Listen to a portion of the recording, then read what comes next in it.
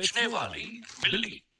ये कहानी है एक चतुर और मेहनती बिल्ली रोजी की, जो अपनी सूझबूझ और लगन से एक साधारण बिल्ली से पूरे गांव की प्रेरणा बन गई। गांव सोनपुरा अपने बगीचों और ताजे फलों के लिए प्रसिद्ध था। हर सुबह सूरज की पहली किरण के साथ किसान अपने बागों से फलों को तोड़कर बाजार में बेचने जाते थे। लेकिन इस गांव में एक ऐसी घटना घटी जिसने सबको चौंका दिया। रोजी गांव के सबसे बड़े बाग के मालिक मोहन काका के साथ रहती थी। वह चंचल और समझदार बिल्ली थी। मोहन काका उसे बहुत प्यार करते थे और रोजी भी हर समय उनके साथ रहती। रोजी का दिन मोहन काका के साथ बाग में फलों के पेड़ों के नीचे घूमते हुए बीता।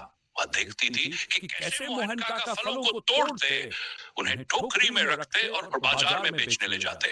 रोजी ने यह सब ध्यान से देख रखा था।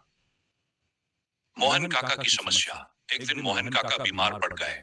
उनकी तबीयत इतनी खराब थी कि वह बिस्तर से उठ भी नहीं पा रहे थे। उन्होंने चिंता में कहा, अगर मैं बाजार नहीं जाऊंगा तो फल नहीं बिकेंगे, ये सारे फल खराब हो जाएंगे।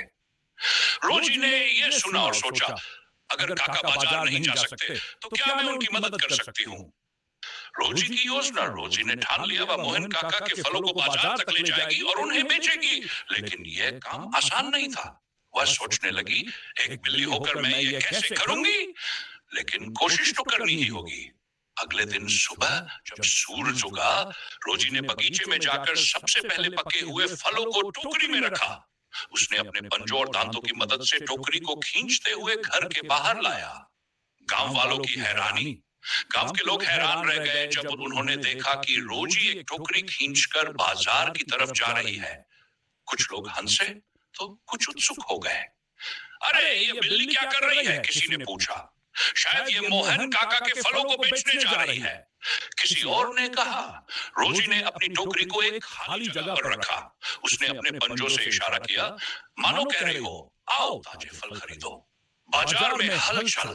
बाजार में रोजी को देखकर लोग रुकने लगे। सभी इस चतुर बिल्ली की तारीफ करने लगे। एक महिला ने हंसते हुए कहा, मैं इससे फल खरीदूंगी। कुछ ही देर में लोगों ने रोजी की टोकरी से फल खरीदना शुरू कर दिया। रोजी बहुत ध्यान से देखती रही कि हर कोई पैसे देकर ही फल ले। पहली सफलता। उस दिन बाजार खत्म होने तक रोजी ने सारे फल बेच दिए। वह पैसे लेकर घर वापस लौटी और मोहन काका के पास गई। उसने पैसे उनके सिरहाने रख दिए। मोहन काका ने आश्चर्य से पूछा, ये पैसे कहां से आए? रोजी ने अपनी आंखों और पंजों से इशारा किया, मानो कह रही हो, मैंने फलों को बेच दिया। मोहन काका हंसने लगे और बोले, तूने तो कमाल कर दिया रोजी, अब तो मैं तुझे फल बेचने वाली बिल्ली कहूंगा। नमस्कार।